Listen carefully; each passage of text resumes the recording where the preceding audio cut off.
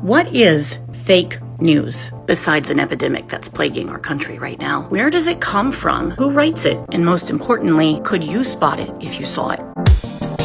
In the years, days, and months leading up to the 2016 U.S. presidential election, Facebook was the main source of political news dissemination, despite most of it being fake. At that time, Facebook was also the highest driver of link clicks. Articles were manufactured to look like they came from reputable news sources, but actually didn't. This had the unfortunate effect of eroding trust in otherwise historically reliable sources. There was a story about the Pope endorsing Donald Trump, Tom Hanks, the actor, coming out to endorse Trump, and another one that claimed Hillary Clinton would be indicted in 2017 for crimes related to her email scandal. All were completely made up and fake. But it wasn't just pro-Trump propaganda. In 2017, the largest Black Lives Matter page on Facebook, with a following of 700,000 people, turned out to be a fake. It looked legitimate. It consistently shared stories about inequality and police brutality. It ran online fundraisers and even had an online store with Black Lives Matter merchandise. Not only was it fake, it was a scam run by a middle-aged white man in Australia, no affiliations to any legitimate Black Lives Matter organization. He'd managed to raise over $100,000, and the scam was exposed by investigative journalists with CNN. Those are just a few of the many, many examples of the targeted disinformation on Facebook in 2016. We all know that we can't take everything that we see or read at face value. Questioning is healthy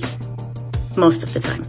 But this breakdown we're experiencing of trusted sources of information is a true danger. And when people can't even agree on what a fact is anymore, we're in trouble. Democracy depends on people being well informed about issues so that they can have a conversation or a debate and ultimately make a decision. Fake news is not made fake because you happen to disagree with it or because your political party disagrees with it. Fake news does not necessarily mean biased news. Everyone has a bias, even you. Fake news is fabricated information deceptively made to look real.